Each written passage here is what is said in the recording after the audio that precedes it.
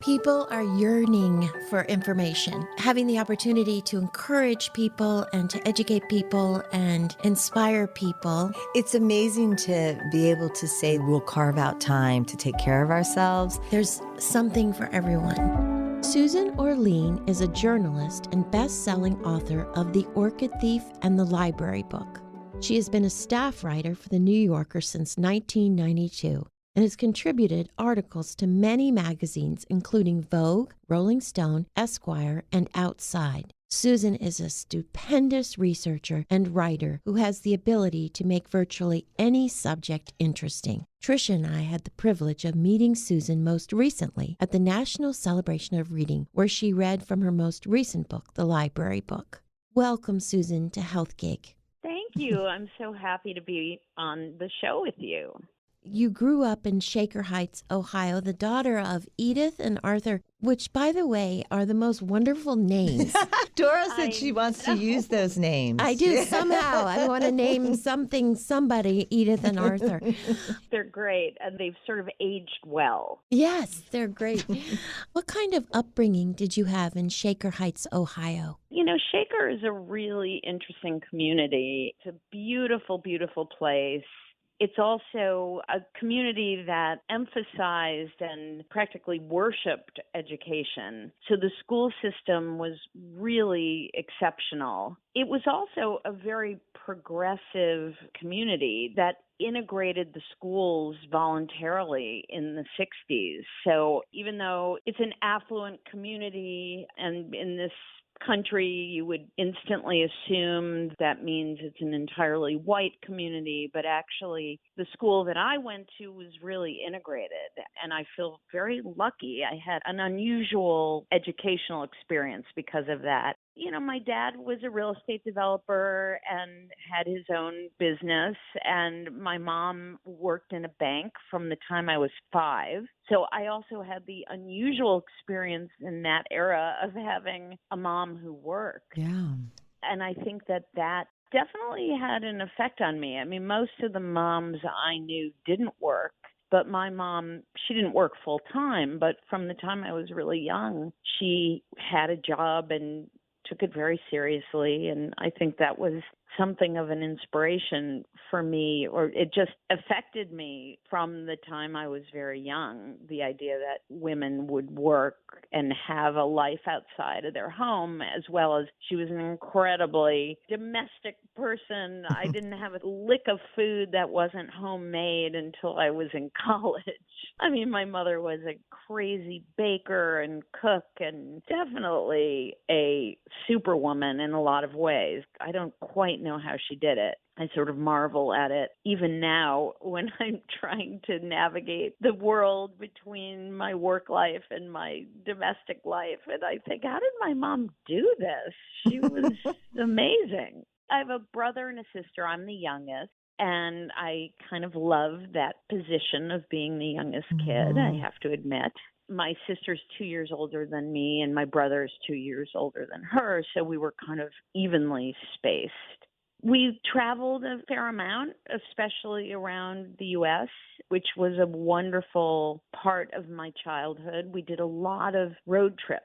And drove across country the first time when I was 5 or 6 years old. Ohio to Texas because we had a wedding to go to, and then from Texas to California, and then back to Ohio. I kept a journal of that trip, at least as much as a 5 or 6 year old can keep a journal, which was probably pretty minimal, but I constructed it as my first book, which was the story of our trip across the country. I would give my right arm to find that book. I can't find it. And it's amazing because my mom kept everything of ours, but I haven't yet stumbled across this. Those road trips were amazing. I mean, they were really a wonderful way to get to know the country. My dad and my mom to some degree, but my dad especially was a great explorer. he would just get in the car and we would just go. And if a road looked interesting, we would take that road. Fun. He really taught me to keep my eyes open and to be curious. If there's anything that I feel lucky to have been imbued with, it's that persistent curiosity about the world, about other people, and just what's around the next corner. I think that it really influenced me as a writer, and it's kind of my most important tool, that curiosity. And I really think it was something that started when I was that young, and those adventures that we would take where we would kind of just go and we had a destination, but along the way we would take detours and stop at odd places that we would see along the road. And it's kind of the way that I still live my life. And that's what's made you the researcher, I guess you are, that you're well known for. You know, when I look at it now, I realize that I do exactly the same thing that I've done since I was that 5-year-old in the back seat. And that was see a funny sign or a road that looked interesting, and my dad would say, let's check it out. That spirit is really a lot of what inspired me, and it's really the way I do my work. I usually have a destination in mind, namely answering a question that has arisen that made me want to write what I'm writing. But how I get there is a series of seeing roads that look kind of interesting and going down those roads. That makes so much sense in the stories that you've chosen to write about. That's just so incredible that you just set out and then you just wait to see what happens or what questions you might ask yourself and then do it. You know, I've been very lucky. I've certainly done lots of work where there was a specific assignment to profile person X, and there's kind of one way to do it and you do it. But most of my professional life, I've been given the freedom and I've had the confidence of editors who said, go see what is out there. When I started working on The Orchid Thief, which was my book that came out in 1990, I remember going into my publisher and thinking, this is going to sound like a really strange idea for a book, which was, I want to write about this toothless eccentric who steals wild orchids. I mean, it sounds very odd. Yeah. And, you know, and I said it to my publisher and I watched his face very carefully because I thought, what is he going to just give me this blank stare and say, what are you talking about? But luckily, he said, I have no idea what you're talking about. But if you're excited about it, go do it. That's very lucky, too, to have magazines and publishers who've been willing to let me just turn on that road that looks kind of interesting. That's been your experience, right? I mean, almost from the get-go. Yes, and that was partly because my editor got so frustrated with me. My first job, I had been given a beat, and my beat was to cover county government. You know, what could be more horrible? I mean, for a young reporter, the idea of covering county government. I was living in Portland, Oregon at the time, and I'm sure somebody could make it really interesting. But I started writing about the stories that I wanted to write about. And my justification always was, well, it took place in the county. And so my editor, I think he was exasperated because I wasn't going to the county board meetings and the things that would be expected of you. But I think he had the good sense to realize that it's not that I was incapable of doing that, but my natural inclination and instinct was something very, very different. And he finally just threw his hands in the air and said, okay, just do it however what you do. And it doesn't mean that I haven't had to toe a line or meet deadlines or hit the mark. It's just that I've been allowed to follow my curiosity, and that's been very lucky and very gratifying. So back to the Orchid Thief. What was it like to hike around in the swamps? Well, it was horrible. When I started the book and I started doing the research, I knew that this man that I was writing about, John LaRoche, had gone hiking into the swamp in South Florida looking for these rare orchids. I said to everybody I knew, I'm going to do this book, but I am not going in the swamp.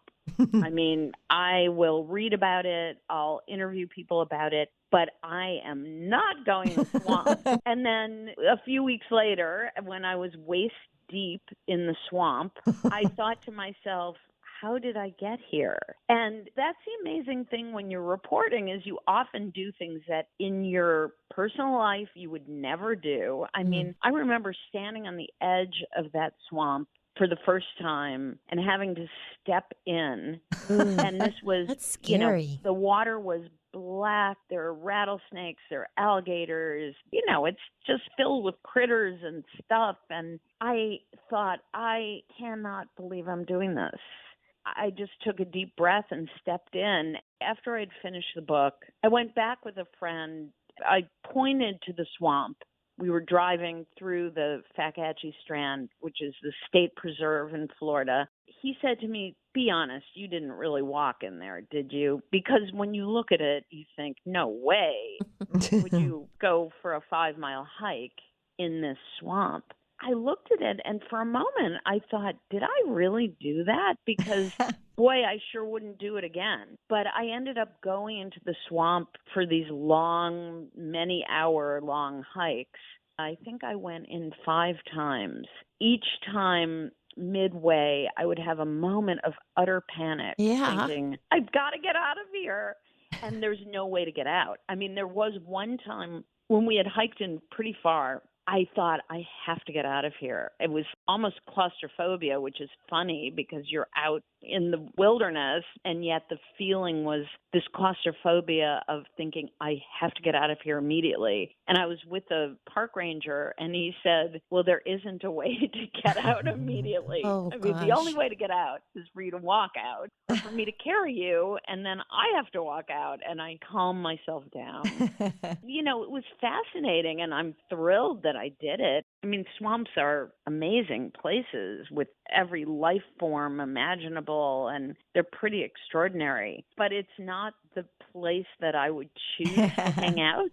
And I threw all my clothes away as soon as I got out of the swamp. Yeah, I bet. So filthy and covered with muck and bug spray. And God. it was gross.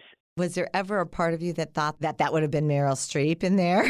That it would be. Never in a million years. Never. I mean, as I was working on the book, it was such an eccentric book. I never for 1 minute imagined a movie being made from it. And then when the book was optioned, I thought, you're crazy. This is not a movie. Right. And I thought, well, that's not my problem. That's his problem now. And I just put it out of my head, and I really didn't take it very seriously. And then, lo and behold, they call me and say, well, what do you think if we cast Meryl Streep as you? And I thought, well, that's a crazy question. What do you say when someone asks you that? And I said, heck yeah. I almost thought they were kidding. And I said, yeah, well, I think I'm okay with that. Did you meet her? Yes, I met her and we became friends. I mean, she's a wonderful woman, just couldn't be smarter, nicer. She's wonderful. And I met her after they'd already shot the film, but before it was released. She was very funny about it, and she apologized and said, I hope you like what I did. And I thought, I think I'm going to be okay with what you did, whatever you did. Whatever you Go did. with whatever. Susan, can you tell us about your writing process? When do you write? Where? How much time do you spend writing every day?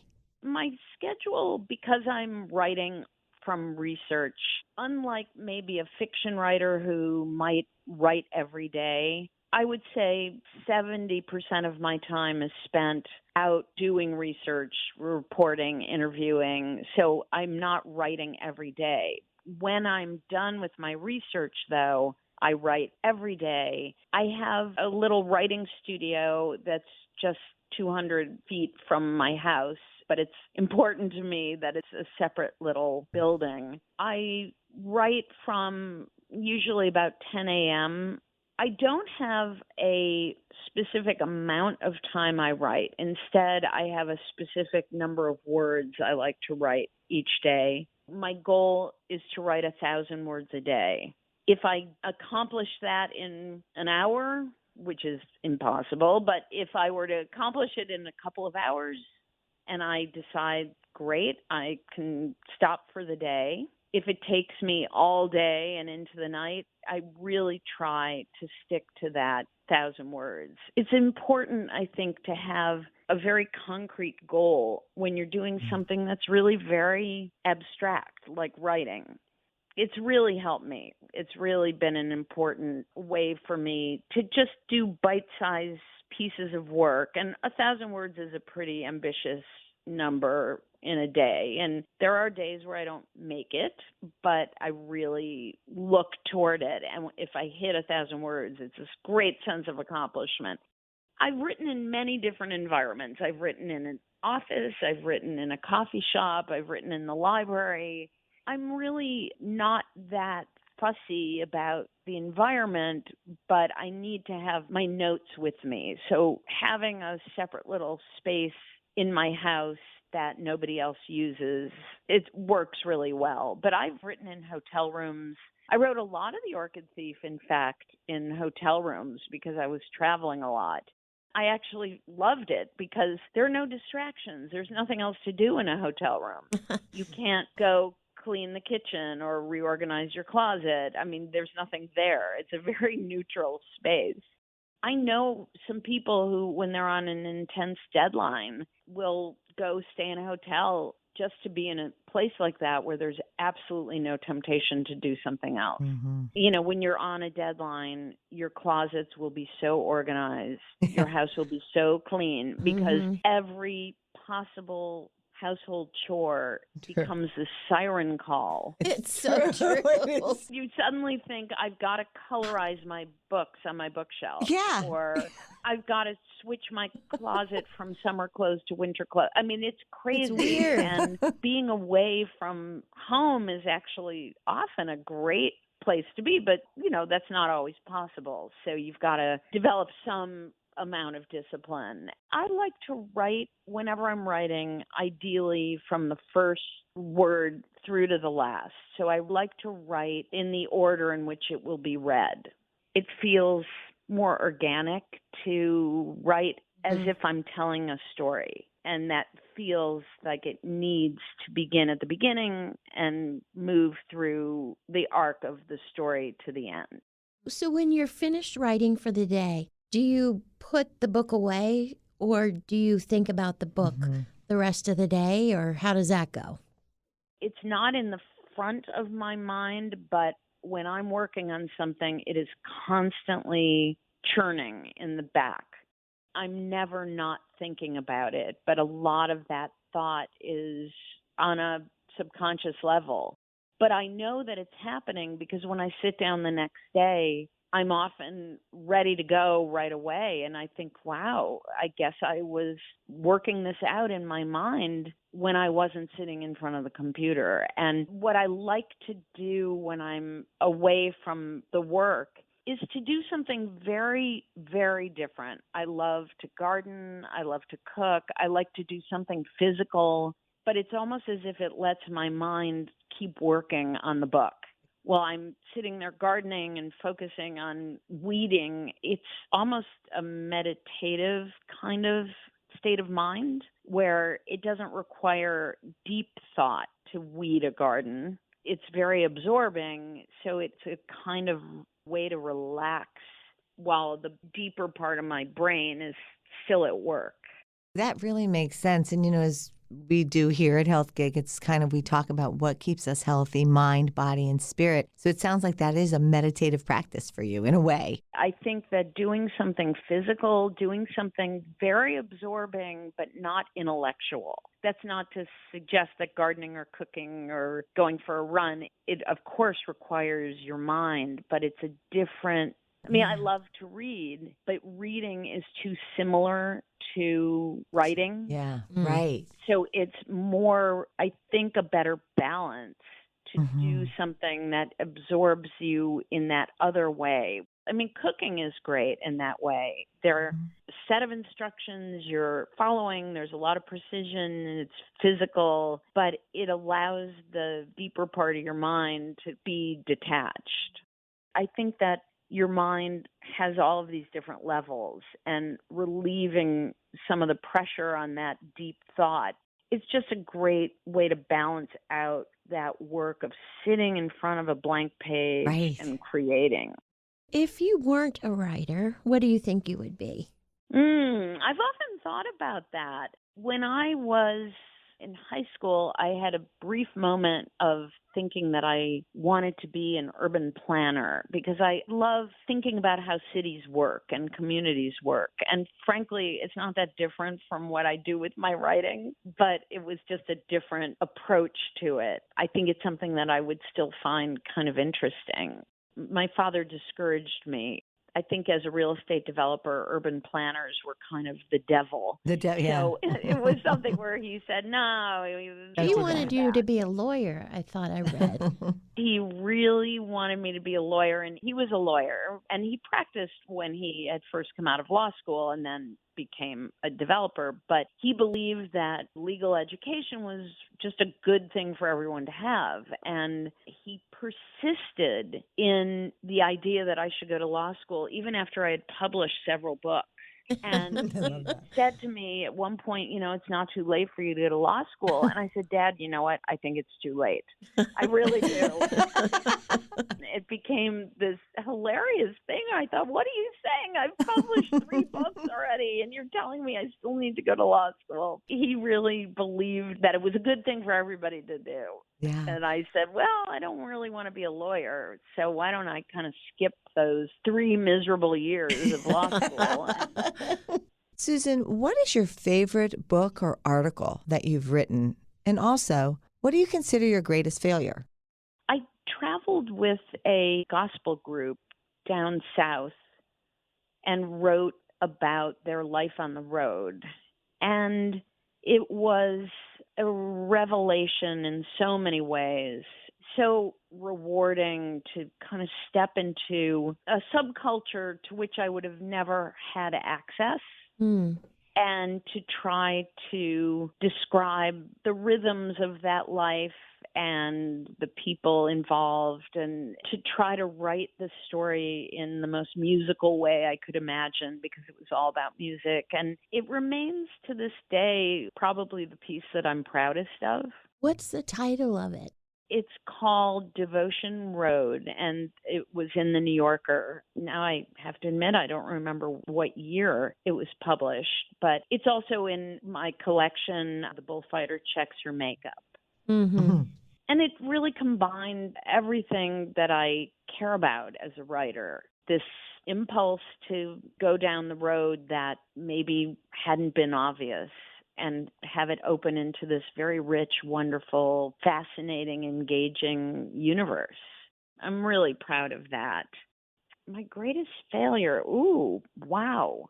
Gosh, I don't want to give you a flip answer. I think that if I were to think of what my greatest regrets are professionally, is that I wish I were faster, because there's so many stories that I have in my head that I'm really eager to take on, and I just can't seem to work any faster than I do. So I'm not sure I would specifically call that a failure, but it's my greatest disappointment that I just can't go any faster, because there are just so many great stories, and yet I can't seem to get to them any more quickly. It's funny when we ask about that greatest failure, is the idea is that there's tons of failures out there, but some of the best ones are the ones that we learn from and can do better from. So I think we all benefit from that failure or regret of yours, because the work that you do is so amazing. If you were a speedy person, it might not be as in depth. Yeah, I guess that in a way it's part and parcel of the things I'm proudest of. Right. And maybe that's just the inevitability that your strength is bound up in your weakness and that you have to accept it.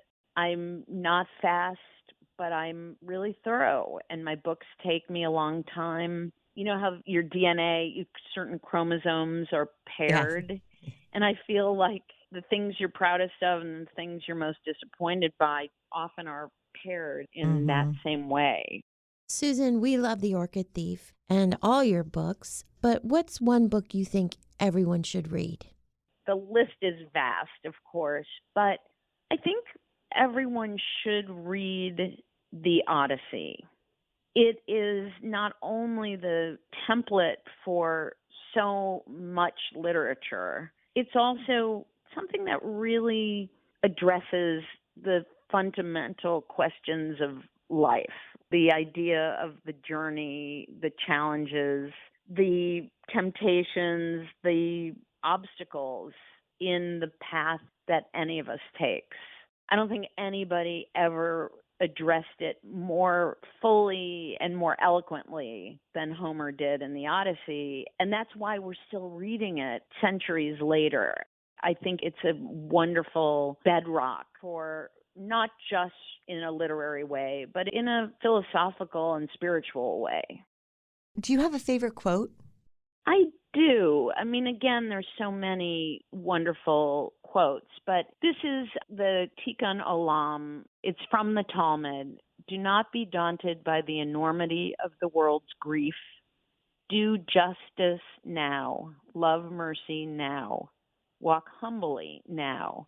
You are not obliged to complete the work, but neither are you free to abandon it. That's really beautiful. I think it's so beautiful and relevant always. And it's about the obligation we all have to try our best and to be aware of the mark we make in the world, in each gesture that we make, in each endeavor that we undertake, that there is an impact on the world, and none of us is necessarily going to heal the world, but we can try in our small ways to contribute some goodness to the world. We want to just thank you for being on Health Gig. We just so admire you. We love your work, and we're just grateful to you. And you are so inspirational, Susan. Wow. Thank you so much. It's been so much fun to talk to you about. We can't wait to reread The Odyssey. Fantastic. Let's do a book club. That'd be great. Thank you so much. It's been just a joy talking to you. Thank you for joining us on Health Gig. We loved having you with us. We hope you'll tune in again next week. In the meantime, be sure to like and subscribe to this podcast and follow us on healthgigpod.com. I'm Trisha. And I'm Doro. Be well.